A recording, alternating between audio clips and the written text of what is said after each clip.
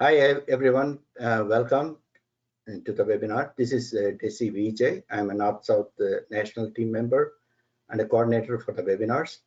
Glad to see you all here today. Hope you're all enjoying the nice spring season. We are really pleased to have a well-known wordsmith here with us today to talk about the different ways of thinking and learning vocabulary.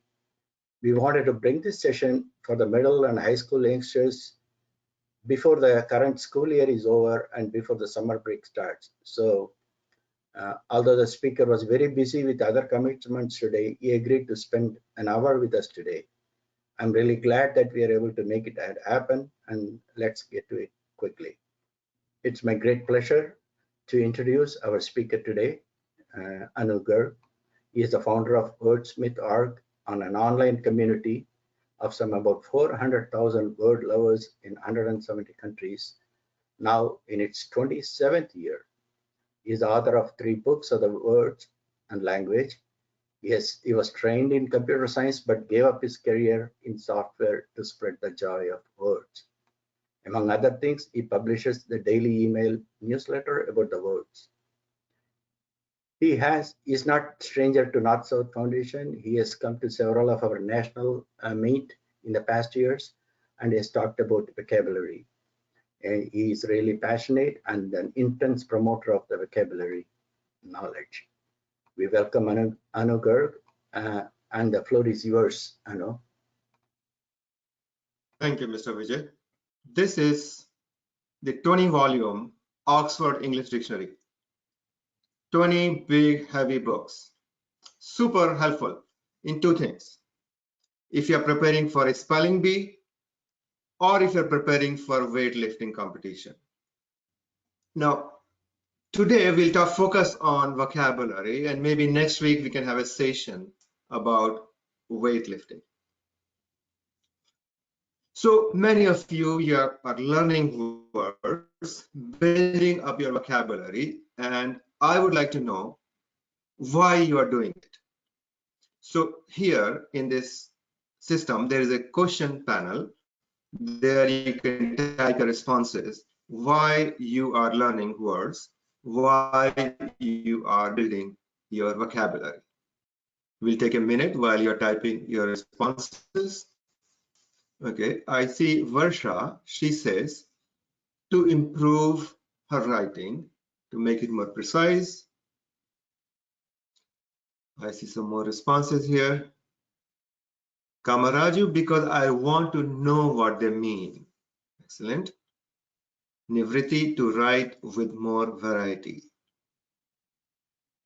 A lot of excellent reasons, actually.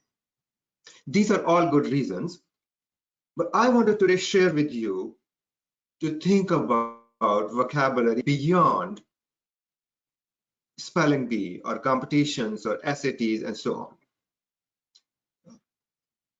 Just 1 minute, Anu. Your voice keeps cutting on and off. Is there a... My voice? Yeah. So... okay. It's probably the internet connection. Okay, hopefully it will be fine going forward. Yeah. So the question is, what is the big deal about vocabulary?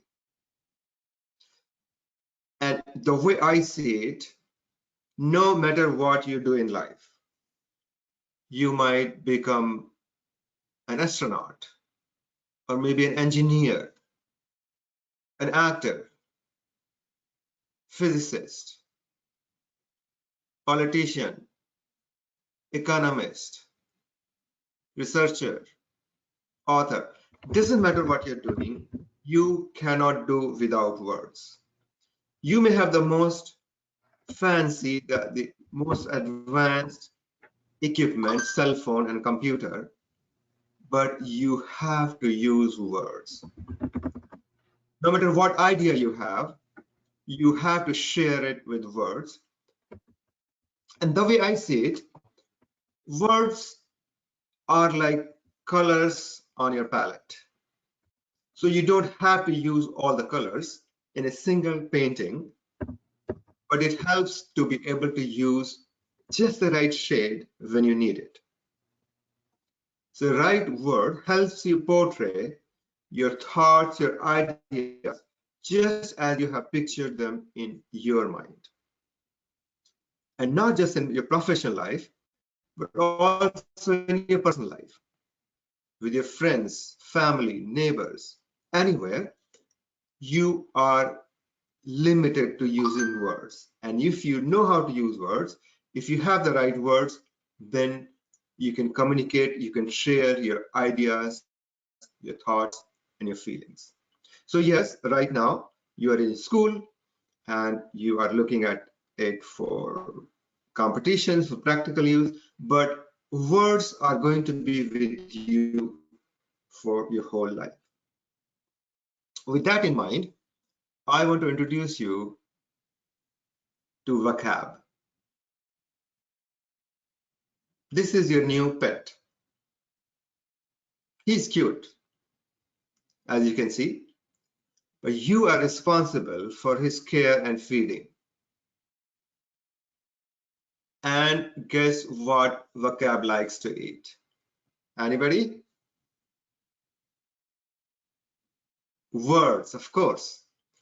That is his favorite thing.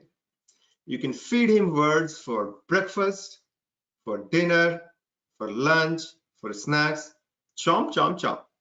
He eats them all up. He empties his bowl. I have to warn you, if you have a dictionary at home, be careful. Keep it away from him. Otherwise, it's gonna be chomp, chomp, chomp, the whole book. Now, I want you to think about how many words can you feed your new pet Vocab if you feed him 10 words a day.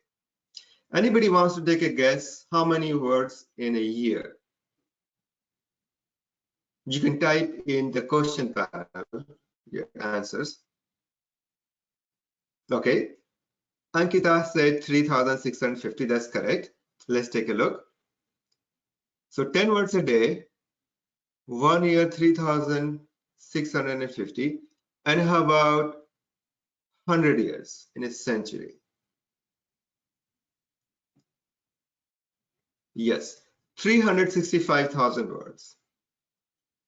That sounds like a lot of words, but it's nowhere close to the words in the Oxford English Dictionary. This thing has more than 500,000 words. So you can see, if you start learning 10 words a day from the moment you are born, after that every single day, till you are 100 years old, you still have learned only 365,000 words. So we need to come up with a different way rather than just learning 10 words a day, kind of brute force approach. So what can we do? Today I'm going to share some tips with you. And the best tip I can give you is to dig up the roots. What does that mean? Well, let me explain. Take a look at a word, let's say acrophobia. Anybody knows what acrophobia is? Acrophobia is the fear of height. Oh, I see a lot of people responding. Oh, that's an excellent vocabulary. Acrophobia is a fear of height, but you can just memorize the word, or you can find out what is going on behind the scenes. And that's what I mean by roots. What are the components that made up this word? So it's made from two roots, acro, which means height or tip, and phobia, which is the fear. So acrophobia is the fear of height. Now you have these two roots, and that's where the magic begins. Now let's say you come across a new word that you have never seen earlier. I mean, acrobat is something I'm sure you know what it is, but let's say you did not know. Now, the first root, acro, is familiar to you. You know it means height or tip. So you are already halfway there, even though you have never seen the word earlier. And I will tell you the second half of this word. It comes from Greek, and here the word bat, it means to walk, or one who walks. So an acrobat is literally a person who walks on the tiptoes of their feet. And of course, they also walk at a certain height above the ground. And that's an acrobat. And you were able to figure it out because you had something in your pocket known as roots or the origins of words. Let's look at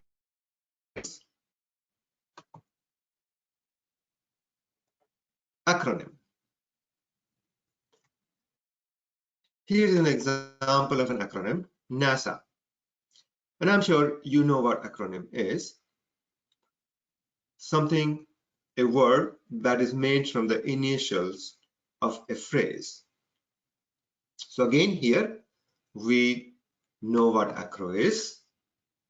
Now, nym is the second part, which I will tell you. It means a word or a name. So something, a word or name made from the tips, which means the initial letters here of another phrase.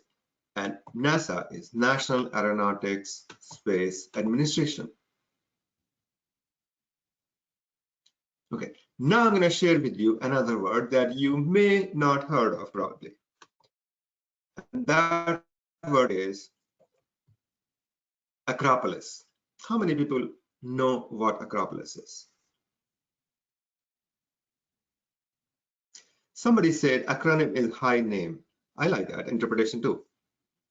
Okay, Ashrit says city. Yes, good. Yeah, it is, or it was a city in ancient Greece.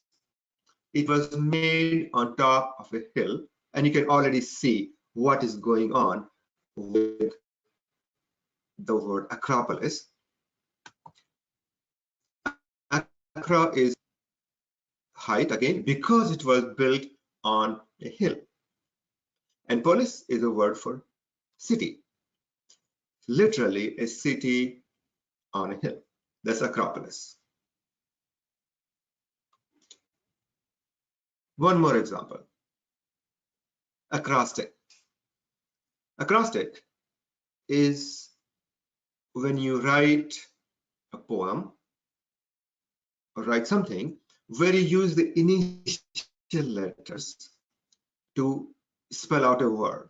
Many of you on Mother's Day probably wrote a card where you said M-O-M, M for magnificent, O for overjoyous, and so on. Or maybe you spelled out her name. So here I have a poem. I'll read a couple of lines. It says, so you can see it spells out the word beagle. And the first line begins with B, bright and merry, friendly hound. Second line begins with E, exploratory, snoops around, and so on.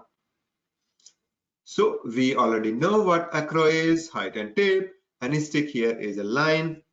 We line all these initials in a initial letters into a row or a line, and we get an acrostic.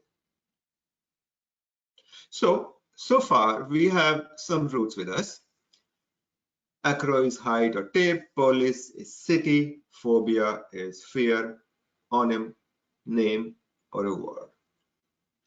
And the way I like to look at these roots is like Legos. You are building up your Lego collection. And right now you have a few of these Legos and you can make some animals with them. But imagine what happens when over time you have built a huge collection of them. Now, you can make new things with them. You can recognize things that you have never seen earlier. Why? Because you're familiar with all these Legos, these building blocks of the language.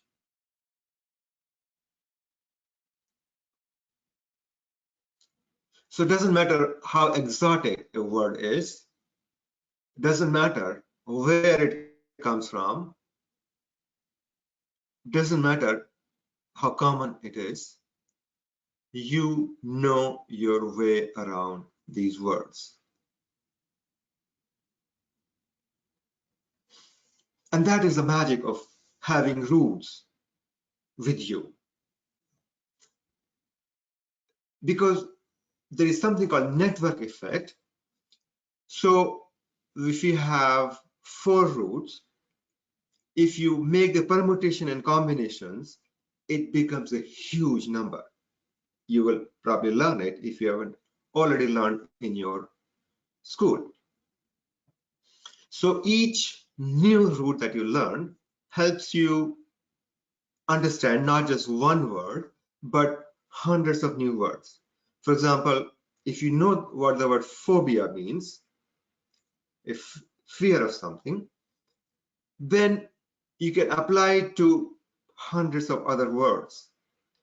For example, pyro means fire. Pyrophobia, fear of fire, and so on. So remember, I shared with you the dog bowl earlier, and here we have some words that Chomp likes to eat. And some of these are obviously derived from dog, like dog days, which is the summer, or summer like hot, warm days. But some of the words you may not easily recognize, but if you have the roots, you would know what's going on. So in Latin, the word for a dog is canis, C-A-N-I-S. And in Greek, the word is kyon, K-Y-O-N. And you can see those words here in cynic. So cynic was the word, the way we got this word, because in olden times, there were some philosophers and other people called them cynics as a way to put them down. And since then, so in other words, they were comparing them to dogs. And as it happens often, they adopted that word for themselves. And since then, we have the word cynic in English language. Cynosure, center of attraction, comes from the North Star, also known as the dog star, up in the sky, and you can see the root CYN, which is same as KYN in Greek. Canicular is a synonym for dog days. Again, you can see Latin canis, C-A-N-I-S, in canicular. So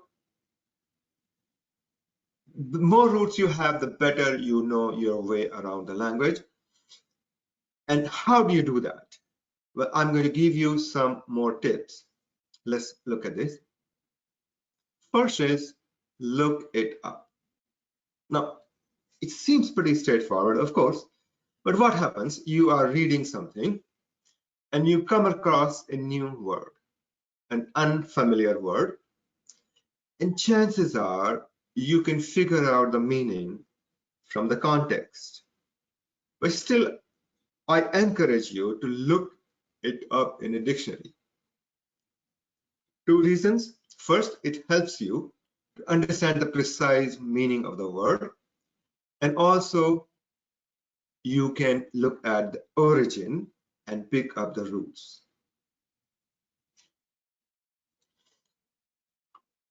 Oops. So when I was in school, I used to carry this pocket dictionary with me all the time. They call it pocket dictionary, but actually it doesn't really fit in a pocket, but it does fit in the backpack pocket. And by the way, have you wondered why they have a magnifying lens here on top of a dictionary? I mean, we are looking up words, not bacteria. The reason is in large dictionaries, they want to fit all these words, 500,000 words, so they write the font really, really small.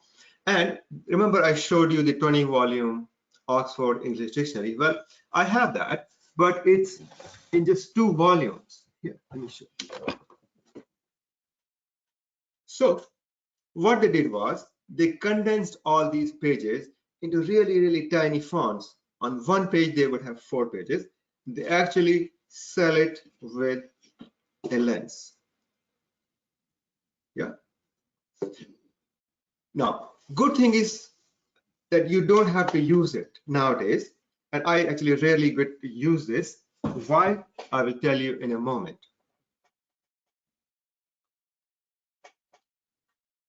So I was telling you that you take dictionary with you, and you don't have to carry the 20 volume. You can take a portable dictionary.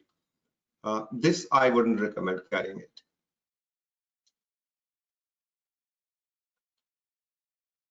So pocket dictionaries, there are many pocket dictionaries you can find, and you can pick one and keep it in your backpack all the time.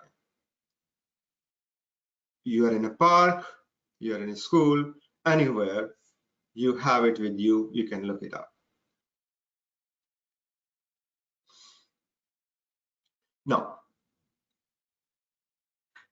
there are even dictionary apps available on a cell phone that you can download.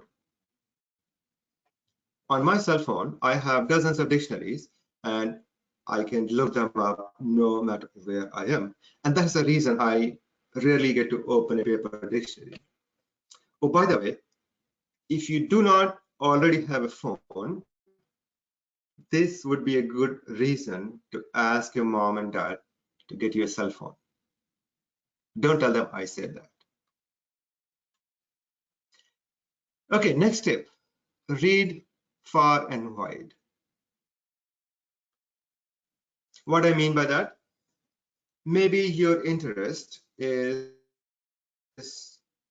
in science fiction, or maybe you like to read fiction, or maybe you like poetry, and that's all good, but try to read outside your field. You would come across new vocabulary, new lingo, and that will help you see new roots, and you would really grow your vocabulary really, really fast. Next, have it in writing. What I mean, carry a small notebook with you. You come across a new word, you write it down in your notebook. So what happens, you can look up a word in a paper dictionary or in your cell phone, an online dictionary, but the act of writing it down with your own hand, moving your muscles, it helps to reinforce, it helps to solidify the word in your memory. And also, you have a record of new words that you have come across, and you can review them at any time later, a month later, to see how many of those you retain, and you can review them, and even more, you can reinforce them. What else? Buddy up. Well, with language, with words, it's use it or lose it. So you can passively, you can read a word, and you can even write it down, which is all good. But if you actually use it in a sentence, if you use it in your day-to-day conversation, then it really becomes a part of you. You have really absorbed it because you are using it in your sentences, in your writing. Now, if you come across a new word and you try to use it, it may sound a little bit artificial, but if you have a friend who knows you are working to improve your vocabulary, they wouldn't feel anything odd because you used a new word. And of course, they would share that new word with you so you can even learn more. So the idea is that you have someone with whom you are using these new words. It really helps. Finally, play with words. So it's not just all work. You can play with your language. There's so many games available. My favorite is Scrabble, but there are other games, Boggle and Bananagram and Quiddler and many other games. Make puns, do wordplay, so many different ways. And if you can make a joke, if you can make puns, you can play with language, that means it's yours. So I write about language. I learn new languages. I have studied a whole bunch of languages, but I find that once I reach the level of fluency where I can make jokes, I mean, it takes a while. That means I'm comfortable enough in the language that I can say yes. So don't hesitate. You would make errors, but that's okay. Play with language and try these other tips I gave you, and before you know it, you would have an astonishing vocabulary. And I gave you this pet, Vocab. He would be a companion for 100 years. And he'll be happy because he is being fed. He's getting good exercise. So take good care of him, Vocab, feed him well, exercise him, and he would be an excellent company for your whole life. Questions?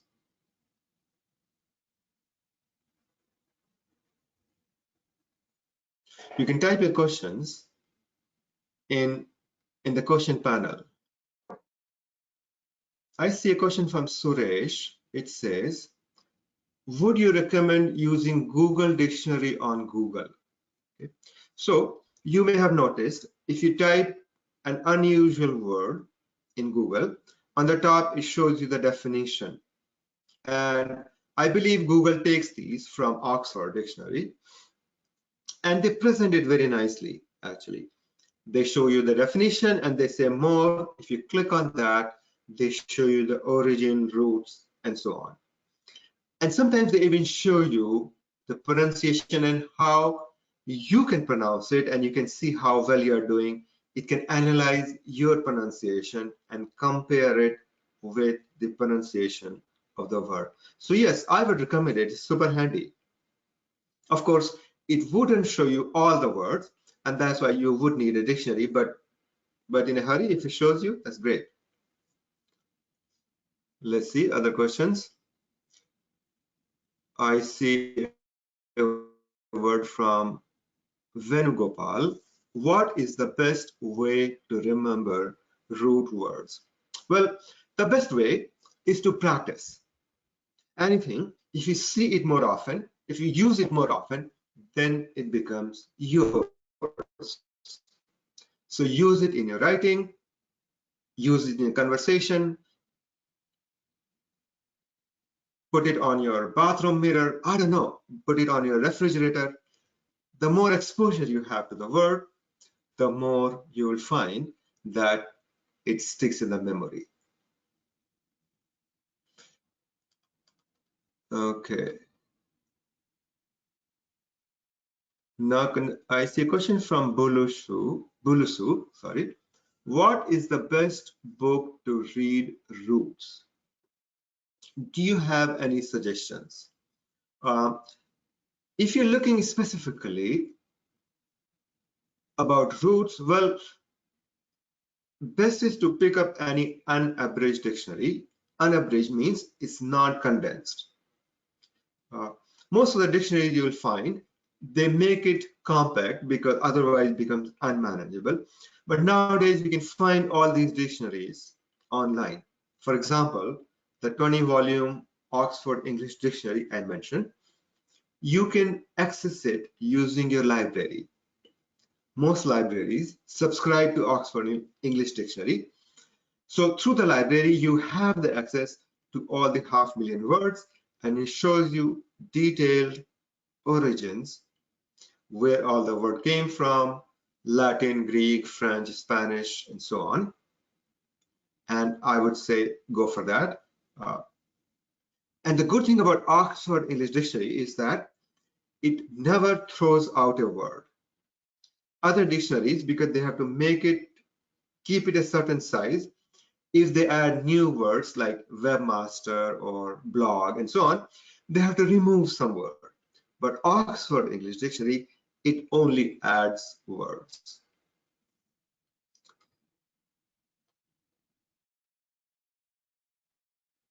Let's see, what other questions do we have here?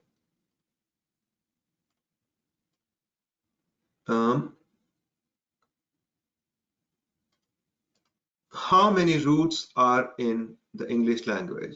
That is asked by Komal Shah, and I had to say I do not know.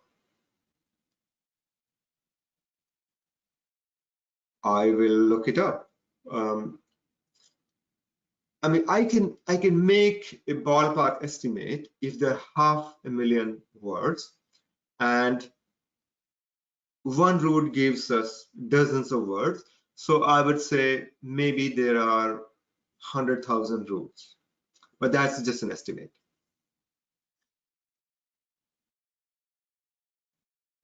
Okay. What are best list of books to read for high schoolers to improve their vocabulary? Okay, well, the best source for this is your local library. Librarians are some of my most favorite people. So they have already compiled list of books for high schoolers, for junior high, for adults, for elementary school kids. If you go there, they would have list of fictional books, non-fiction, and so on. Ask them, and they can recommend the best. Now, you are asking specifically for vocabulary.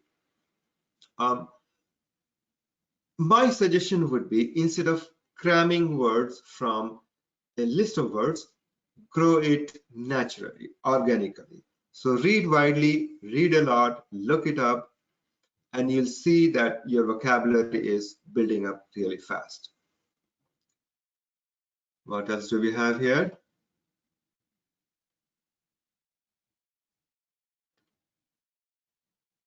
If you ever feel like you don't understand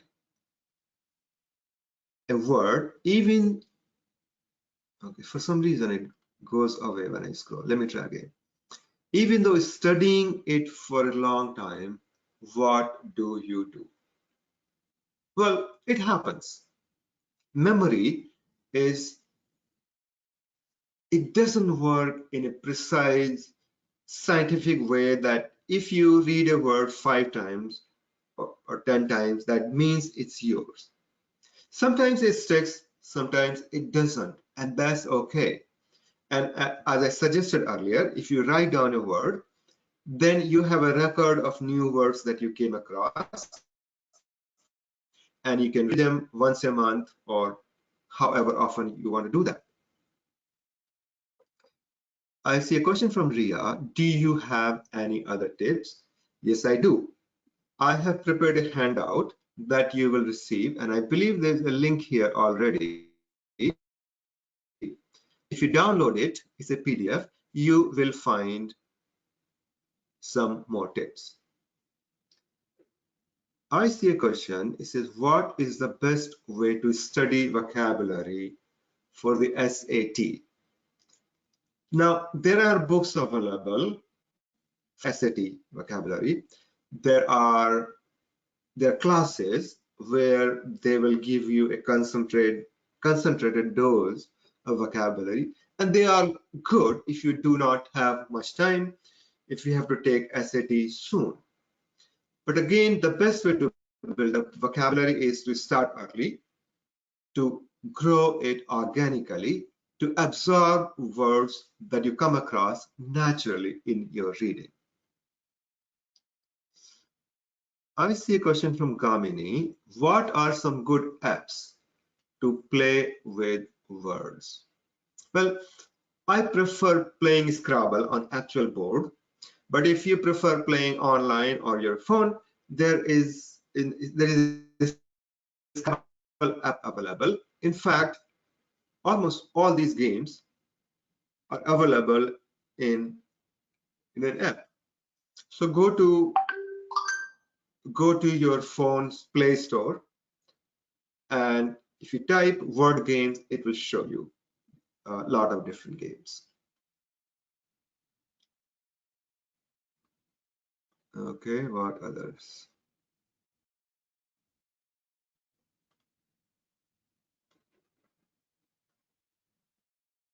There's a question from Varsha. Do you recommend memorizing actual definitions of new words? So if I understand, you are saying by memorizing means we repeat them multiple times. I mean, you can do that. It does help to a certain extent. But the best way is you use word in your natural uses, in your day-to-day use.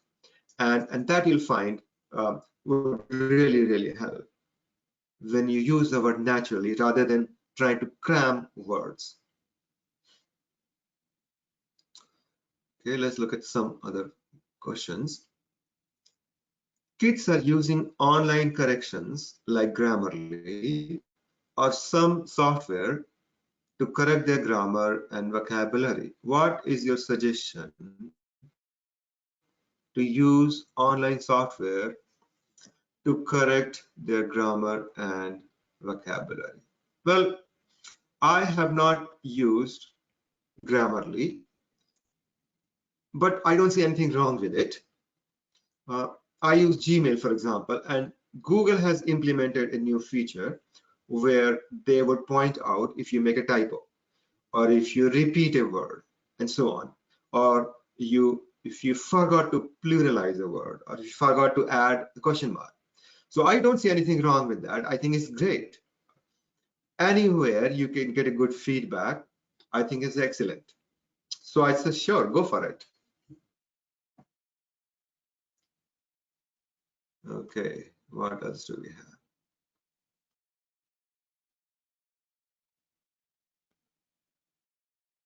Yeah, there is a question What about is how. the best? Yeah, go ahead. Sorry. So there's a question from Komal. What is the best free dictionary app for kids? So most of the publishers, they have free dictionary apps. Merriam-Webster, Oxford, dictionary.com. I believe they're all free.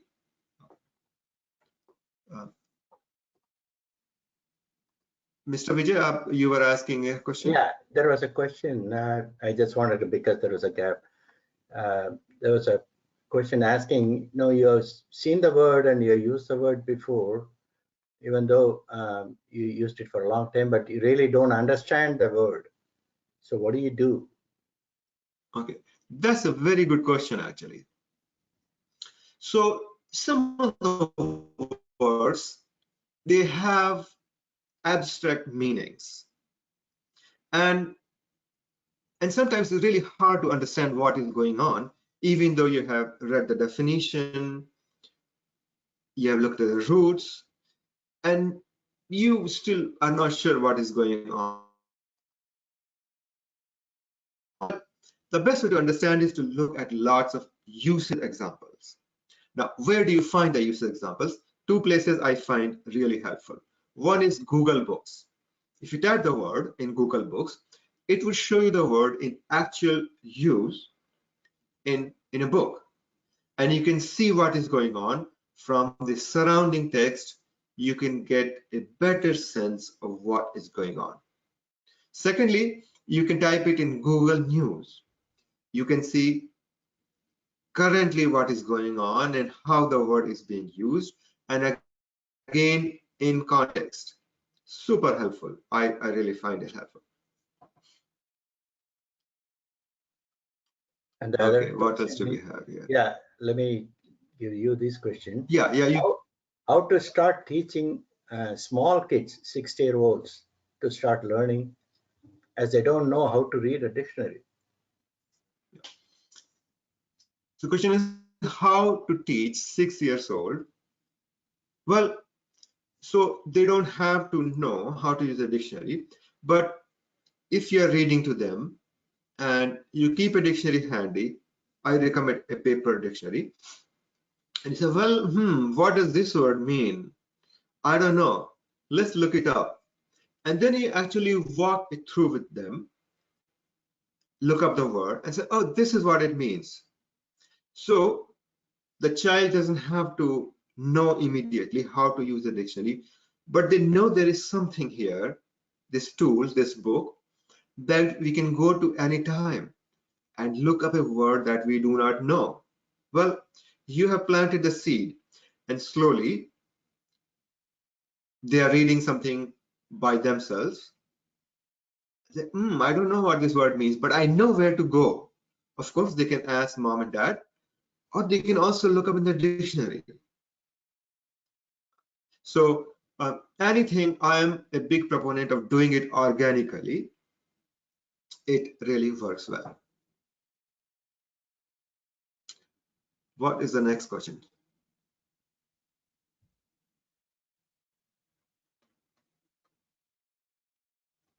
One says that, do you have any weekly target suggestions for kids? Presumably how many new words you learn every week. What is a weekly target? Well, I can't really recommend you an artificial target of how many words to learn in a day or a week.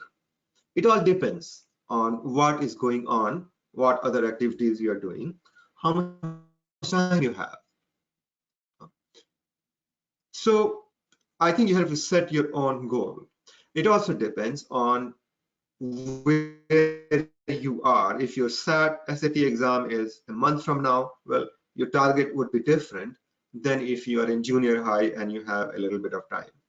So you have to really see a situation and come up with your own target.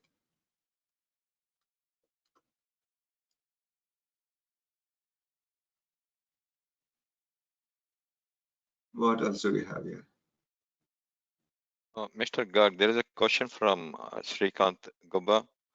He says, I have had a problem where I have tried to find the meaning of a word, and even when I find the root words and search those up, I still do not get what to do to find the meaning. What can I do to find the meaning of a certain word? So if I understand the question, we are trying to find the meaning of a word, but none of the dictionaries are showing it. Well, that means you have come across a new word. So in short, the way new words get added into a dictionary, they see how often a word is being used. And if they see a word is being used more often, that means people are using it and people probably need to look it up. Then they would consider adding the word into the dictionary. So if you have come across a new word, you can't find it any dictionaries, try online dictionaries that are not edited. In other words, anyone can add any word, like Urban Dictionary, urbandictionary.com, and chances are this new word is already there. Or Google it, and even though it's not in the dictionary, chances are you will find it, people using it in their blogs or on their websites, and you can get some sense of what is going on with the word.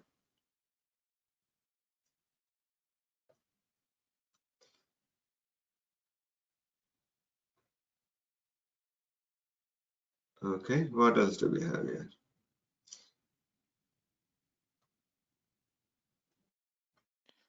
There is a question from Mr.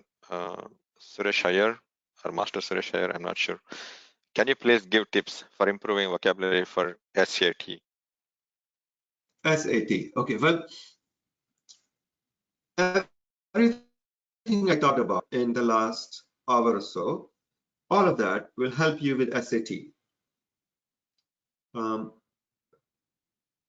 And some of you are in junior high, some of you are in elementary, some of you in high school. The sooner you can get it started, you will find the better it was. So you don't have to think about that, okay, SAT is next month and what do I do? So get it started, not just with vocabulary, with anything. I find it's really helpful.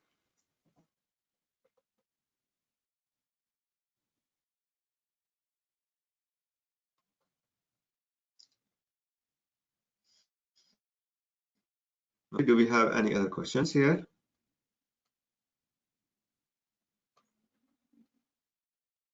There are questions, but I think you addressed most of it through other questions. So, Okay. So, Mr. Vijay, do you see anything that I think still needs to be answered, or I don't see anything else? I think we answered most of the questions.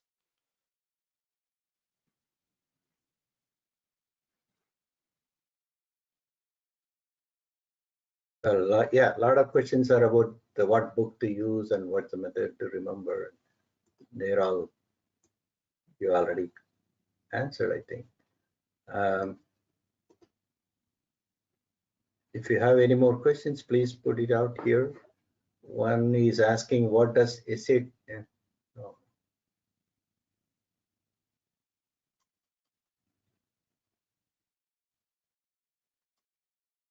Could you repeat it, please? No, it says what is the best way to prepare for the SAT vocabulary, but I think Narayan already answered that. Okay.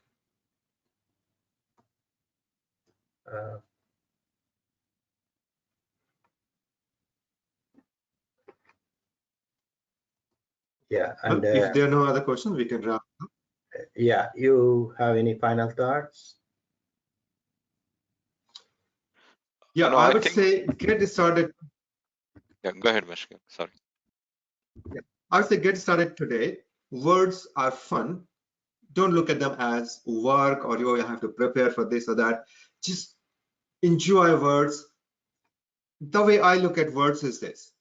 You meet a person on the street and he or she may be the most plain person and you might think, what could be interesting about them?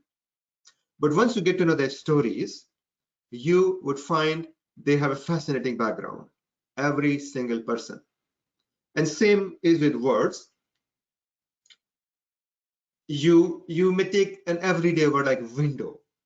You know where the word window comes from? It comes from Old Norse. And in Old Norse, which is the ancestor of Nordic languages spoken in Scandinavia. So there, window means wind's eye. So you open this eye and the wind flows in.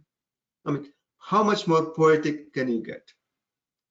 So I would say make friends with words, fall in love with words, and they will be they will give you company for the rest of your life. They will be your friends. Thank you.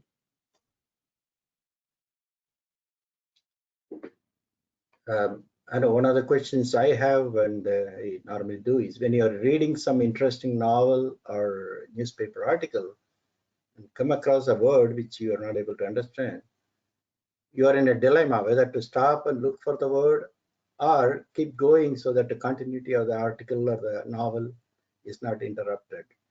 So what would you recommend in such circumstances? And of course, it depends on whether you want to learn the word or learn the whole crux of the article, but I'm saying. That's a very good question, actually. Sometimes you are so engrossed in whatever you're reading that you don't want to take a minute to look up the word. And I understand that because I have been there. What I do is, I write it down. I write down the word so I can look it up later. If you can figure out the word from the context, then still make a note of it, and later on when you're done reading, then you can look it up. Yeah.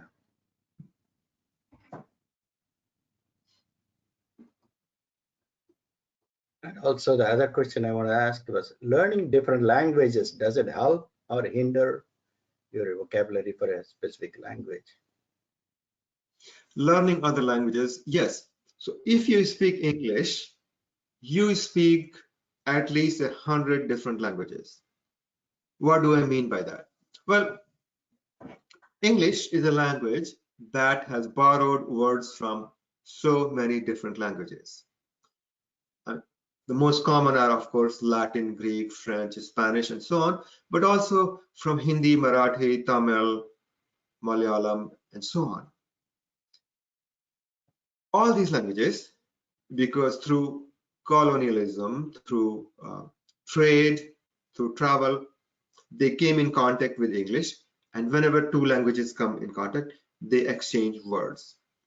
So yes, learning other languages would help you definitely appreciate looking at English even better.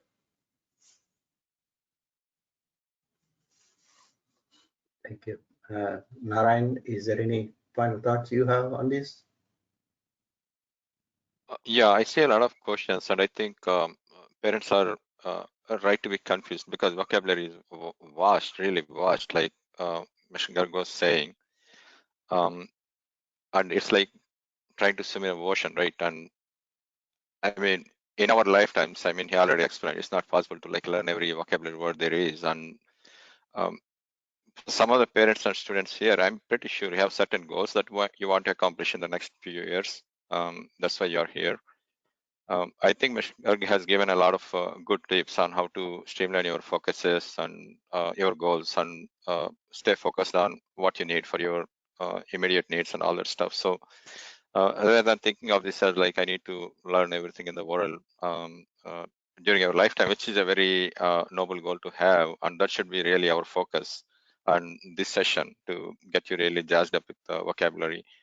But I also want to make sure that we are being practical here, and then you probably have a short-term goals in the next 3 to 5 years. So there are a lot of questions that being asked, like what is the right book to study, what is the right dictionary, what is that? I would say like try to kind of figure out what your goals are for the next few years, and then depending on what your kids are trying to accomplish, different things may be more helpful than some other things. So it's really so vast, and there is no single answer because everybody has a different goal, and I'm really not sure what the parents or the students are trying to accomplish that are asking the question. So without understanding that context, we really cannot give a very good answer, I feel like. But we do have coaching classes coming up for in summer. I think they will be announced soon. I'm not sure what all subjects we will do, but one thing that will help the kids is attending these workshops and taking these coaching classes that North South offers for a very nominal fee. I don't think anywhere you will get that value. And then we have top instructors and all these wonderful people like teaching those classes, and you can kind of learn more about these things in those workshops and coaching classes, and then kind of figure out what you really want to accomplish for your kids and what your kids really want to accomplish in the next few years, and make your goals around that. That's the only thing I want to say, Mr. Vijay. And there are a lot of good questions from the parents. Unfortunately, there are no single answers for all these things. Yes. Yes, I actually want to thank Anu Garg for his time. Though in spite of his busy schedule, he just squeezed us in for an hour, and also his patience and passion in educating us on this very important topic. Mr. Garg, you may drop out anytime you want, but I will just give my final closing comments before we all leave. Thanks everybody for attending this. This is is an important thing. And like I said, we wanted to bring this out before the school ends and we are all ready to do.